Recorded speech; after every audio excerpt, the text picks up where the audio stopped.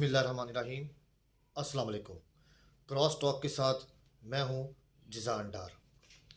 जैसा कि हम अपने ऑडियंस को, अपने फॉलोअर्स को, अपने व्यूवर्स को मुल्क के हालात के बारे में गाहे बगाए बताते रहते हैं और जो ज़मीनी हक़ाइक़ होते हैं वो हम आपको बताते हैं कि वो क्या है। तो हम अपने इस प्रोग्राम में दो इशू पर बात करेंगे।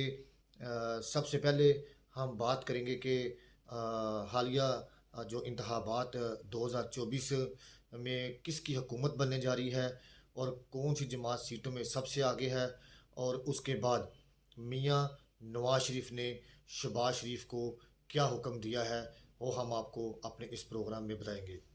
तो हम चलते हैं इसमें प्रोग्राम से पहले हम आपको बताते हैं कि इस इंतखाबात में इस वक्त जो इलेक्शन कमीशन ऑफ पाकिस्तान ने सीटों पार्टी पोजीशन जो बताई हैं वो हम आपको बताते हैं। फिर उसके बाद हम आपको बताते हैं कि कौन सी पार्टी हुकूमत बनाने जा रही है और किस पार्टी का ज़ोर इस वक्त सबसे ज़्यादा है।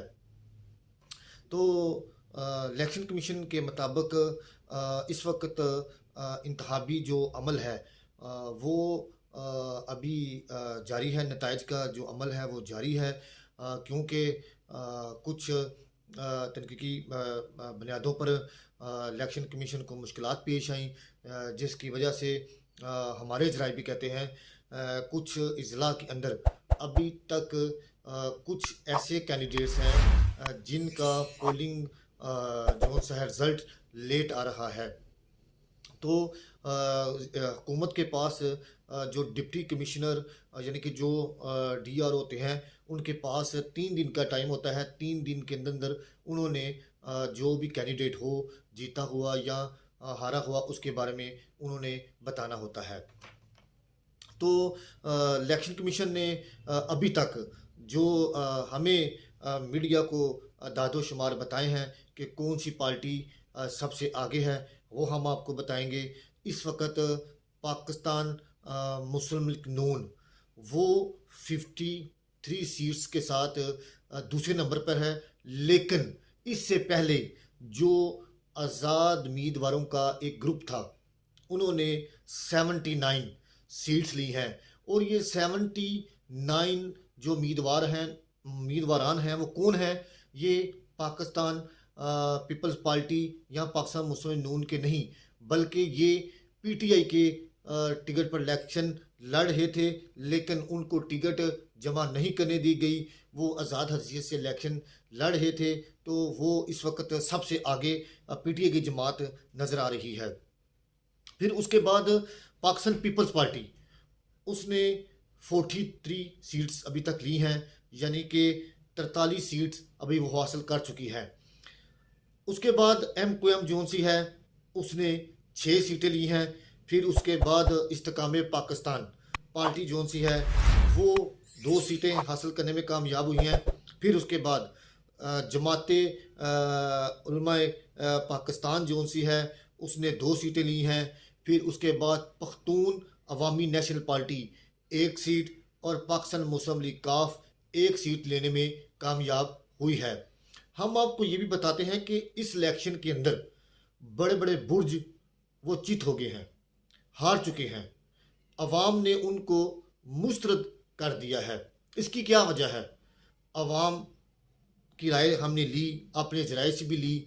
उन्होंने कहा, वो हम अपने बार बार व्लॉग्स में बताते हैं कि अवाम कहते हैं हम बार बार इन चीज़ों से उकता चुके हैं। हम महंगाई के मारे लोग हैं, हमारे मुल्क के अंदर बेरोज़गारी है, जिसकी वजह से हम इनको वोट नहीं दे सकते। फिर उसके बाद हम आपको ये बताते हैं, ये तो टोटल आज़ाद उम्मीदवारान को निकाल कर अगर बाकी की जो पार्टी की तादाद है सीटों की उसको काउंट किया जाए तो वो 108 बनती हैं। अगर आज़ाद को मिलाया जाए तो वो 187 वो 187 सीट्स बनती हैं। फिर उसके बाद देखा जाए तो पाकिस्तान मुस्लिम लीग नून और बाकी पीपल्स पार्टी और दूसरी जो जमात है MQM, उनके पास रिज़र्व सीट्स भी होती हैं, जो यानी कि वो भी काउंट करनी है।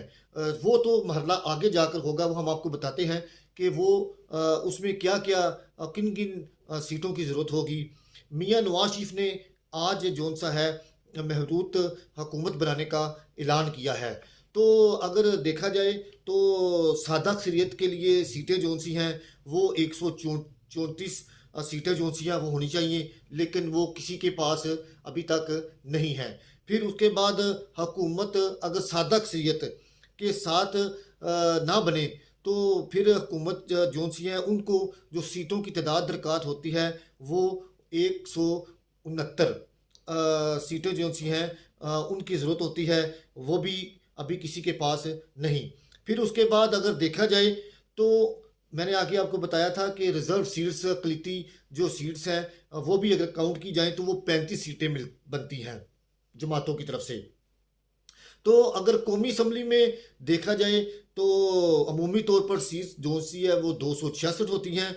फिर उसके बाद जब अक़लियतों और ख़वातीन की महसूस नशिस्तें सीटें जो सी हैं उनको मिलाकर कुल सीटें जो बनती हैं वो 336 बनती हैं।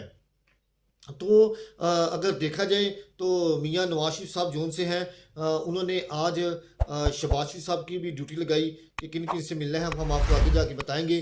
फिर उसके बाद इस वक्त जो बड़ी जमातें जौन सी हैं उनको छोटी छोटी जमातों से इत्तेहाद करना पड़ेगा और हुकूमत बनाना पड़ेगी। लेकिन ये अभी कबल वक्त कहना है कि PTI वाले जौन से हैं उन्होंने अभी तक कहा है कि हमारी हुकूमत बनने जा रही है। हमारे जो आज़ाद उम्मीदवारान हैं उनकी तादाद नंबर्स गेम हमारे पास पूरे हैं, वो जौन से हैं 169 उन्होंने बता दिए हैं कि हम जौन सा है हुकूमत बनाएंगे। और अभी तक दोनों जो पहलवान हैं वो मैदान में कूद तो पड़े हैं, लेकिन बज़ाहिर हमें जो नज़र आ रहा है पाकिस्तान मुस्लिम लीग नून मियाँ नवाज शरीफ जो से हैं वो हुकूमत बनाने में कामयाब हो जाएंगे, क्योंकि ये वाज़िया तौर पर नज़र भी आ रहा है। तो उसके बाद अगर इलेक्शन कमीशन की तरफ से देखा जाए तो काफ़ी शिकायत भी आई। इलेक्शन जो सा है वो इंतहाई सुस्त रवि का शिकार अभी तक जारी है। अभी तक हमारी इत्तला के मुताबिक गुजरात शहर का जो हल्का है उसमें अभी तक जो सा है जो इंतखाबी नताइज की रिज़ल्ट हैं वो अभी तक शाया नहीं किए गए। हमने ज़िले इंतज़ामिया से बारहा रब्ता करने की कोशिश की गई, लेकिन किसी से रब्ता ना हो सका। लेकिन हमारे ज़राए के मुताबिक तमाम जो अभी तक नोटिफिकेशन नज़र आ रहे हैं वो गलत हैं, उनमें कोई तस्दीक नहीं की जा सकती कि कौन कितने वोटों से जीता है और किसकी वोटों में तादाद सबसे ज़्यादा है। फिर उसके बाद अगर देखा जाए तो पाकिस्तान में जब इंतखाबात शुरू होने से कबल इंटरनेट की बहुत बड़ी बंदिश हुई, जिससे ये इलेक्शन कमीशन की नाकामी तो नज़र आती है, लेकिन जो इलेक्शन कमीशन था और वजारत दाखिला थी उनकी तरफ से बयान आए कि मुल्क में दहशत गर्दी का खतरा है, दहशत गर्दी के पेश नज़र हमने इंटरनेट सर्विस को बंद किया है। फिर इलेक्शन कमीशन ने कहा कि ये हमारा मसला नहीं, ये वजारत दाखिला का मसला है। उसके बाद हमने फिर PTI काम से रब्ता करने की कोशिश की गई तो वहाँ से हमें कोई मौसर जवाब ना आया। लेकिन बज़ाहिर सुबह यानी कि पूरा 1.5 दिन, 1 दिन और ऊपर आधा दिन, सुबह 5 बजे जाकर नेट जो सा ओपन किया गया तो जो PTI की तरफ से ये भी इंतखाबी नताइज के अंदर धांधली नहीं धांधला के उन्होंने कहा है कि हमें सही इलेक्शन नज़र नहीं आया। उन्होंने कहा कि धांधला हुआ है और हम इस इलेक्शन को किसी सूरत भी एक्सेप्ट नहीं करेंगे। खैर ये अब आगे जा के वक्त बताएगा कि कौन यानी कि हुकूमत बनाएगा और कौन नहीं। लेकिन हमने आपको पहले कहा है कि मियाँ नवाज शरीफ की हुकूमत बनते हुए नज़र आ रही है। तो हम अपने दूसरे प्रोग्राम के हिस्से की तरफ चलते हैं। मियाँ नवाज शरीफ ने आज जो सा है मालेर टाउन सेक्रेटेरिएट में एक खिताब किया उन्होंने कहा है कि हम जो सा है 53 सीट्स के साथ मैदान में आगे हैं और हम कोशिश करेंगे कि हम बाकी जो इत्तेहादी हैं उनको साथ मिलाकर हुकूमत बनाएं। तो उन्होंने नवाज शरीफ साहब ने शहबाज साहब की ड्यूटी लगा दी है। शहबाज शरीफ ने आज आसिफ अली जरदारी साहब को कॉल की, तो शहबाज साहब ने कहा सदर साहब मैं आपके पास हाज़िर होना चाहता हूँ। तो सदर साहब ने कहा कि मैं आपका अपना घर है, आप जब चाहें आप मेरे घर में आ सकते हैं। तो लेकिन बिलावल भुट्टो जरदारी जो से हैं अभी तक उनकी तरफ से कोई ऐसा रिस्पांस नहीं आया, क्योंकि बिलावल भुट्टो जरदारी जो से हैं वो इंतखाबात के दिन जो सा है यानी कि अपने इंतखाबी अमल में जब वो जहाँ भी इलेक्शन करते थे तो पाकिस्तान मुस्लिम नून को आड़े हाथों लेते थे। तो उन्होंने कहा कि हम कोई ऐसा फैसला नहीं करेंगे हम अपनी जमात यानी कि जो एग्जेक्टिव कमेटी है उसका इजलास कराची में तलब किया जाएगा। उसके बाद हमारी जो कोर कमेटी है वो फैसला करेगी कि हम मियां नवाज शरीफ के साथ रहना चाहते हैं कि नहीं। लेकिन अभी शहबाज शरीफ और जरदारी साहब की मुलाकात अभी कुछ ही देर में मतवक्का है और उसके बाद फिर शहबाज शरीफ साहब ने मियां नवाज शरीफ साहब ने जो सा है वो MQM उसके बाद जमाते क्या कहते हैं मौलाना फजल रहमान ग्रुप के साथ भी बात करने को कहा है।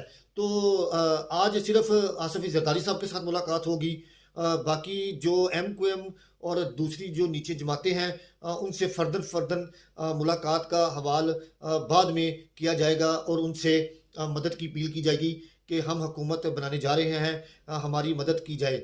लेकिन हम आपको यहाँ ये भी बताना चाहते हैं अगर मियां नवाज शरीफ की हुकूमत बनती है तो बज़ाहिर मुल्क में तरक्की का रास्ते खुल जाएंगे, अंधेरे जो से हैं वो मिट जाएंगे और पाकिस्तान एक तरक्की की मंजिलें तय करता हुआ अपने सफ़र पर गमजन होगा। लेकिन हमारे इस मुल्क के अंदर बदकिस्मती ये है कि हुकूमतें 5 साल पूरा नहीं करती, कोई ना कोई इस हुकूमत को और इनकी टांगें खींचता रहता है। फिर उसके बाद मियां नवाज शरीफ साहब जो से हैं उन्होंने हसाब डार को एक हुक्म दिया है कि आपने आज़ाद जो उम्मीदवारान हैं उनसे रब्ता करना है। तो साहब डार ने भी मियां नवाज शरीफ को इशारा दिया है और मीडिया को भी बताया है कि एक आज़ाद उम्मीदवारान का जो कुंबा है टोला वो हमें ज्वाइन करना चाहता है, लेकिन अभी पाकिस्तान मुस्लिम नून अपना ये पता शो नहीं करेगी। अभी तक तमाम जमातें जो सी हैं वो एक दूसरे की तरफ देख रही हैं कि क्या होना है क्या नहीं होना, महदूद हुकूमत बनती है या नहीं बनती, या फिर सदर साहब क्या फ़ैसला करते हैं। अगर नई हुकूमत बनेगी तो सदर साहब अपना एक आर्डर पास कर देंगे और असम्बली जो सी है वो ख़त्म हो जाएगी, लेकिन ऐसा नहीं होता। हुकूमत जो सी है वो मुल्क को चलने दिया जाए, मुल्क को डिरेल ना होने दिया जाए। खुदारा इस मुल्क के ऊपर रहम करें, इस मुल्क के ऊपर चलने दें। बेरोज़गारी कारोबार जिनके ठप हैं उनको चलने दिया जाए। आप जो सियासतदान हैं उनको चाहिए कि वो मिल बैठ कर इस मुल्क के बारे में सोचें। हम मसाले देते हैं बाहर के लोगों की और हम अपने घर को ठीक नहीं कर सकते। खुदारा हमें सबसे पहले अपने घर को होगा, उसके बाद हमें बाहर देखना होगा। फिर उसके बाद हम आपको ये भी बताते हैं कि हमारे मुल्क के अंदर एक गैर मुल्की जो मीडिया मुबसरीन हैं वो भी आए हुए हैं। उन्होंने जो अभी तक इंतखाबी नताइज हैं उनके बारे में जो बताया है कि पाकिस्तान मुस्लिम लीग नून जो सी है वो हुकूमत तो बनाएगी, लेकिन उन्होंने कहा है कि इंतखाबात में PTI का जो ज़ोर शोर था वो काफ़ी नज़र आया है। इमरान खान की जमात काफ़ी मकबूल नज़र आई है, लेकिन फिर ये भी हमारे ज़राए से मालूम हुआ है कि जो गैर मुल्की मीडिया मुबसरीन हैं वो उन्होंने हुकूमत से निगरान हुकूमत से अपील की है कि हमें इमरान खान से मुलाकात की इजाज़त दी जाए, लेकिन अभी तक हुकूमत की तरफ से ऐसा कोई अंदिया नहीं, इशारा नहीं दिया गया उनसे मुलाकात का। लेकिन जो कुछ गैर मुल्की मुबसरीन हैं उन्होंने मियां नवाज शरीफ से मुलाकात कर ली है और उन्होंने मियां नवाज शरीफ को एडवांस मुबारकबाद भी दे दी है कि आप मुल्क के वज़ीर आज़म बनने जा रहे हैं। तो हम अपने गए बगए इस प्रोग्राम में अवाम को तमाम सूरत हाल से आगाह करते रहेंगे। हम आपको बताते रहेंगे मुल्की हालात और गैर मुल्की हालात भी हम आपको बताएँगे। तो आपको हमारा अगर प्रोग्राम अच्छा लगे तो आप मेरे प्रोग्राम को सब्सक्राइब करें, इसको बेल आइकन ऑन करें और इस पर लाइक और कमेंट करके आप अपने हवाल को बताया करें। बहुत-बहुत शुक्रिया आपका।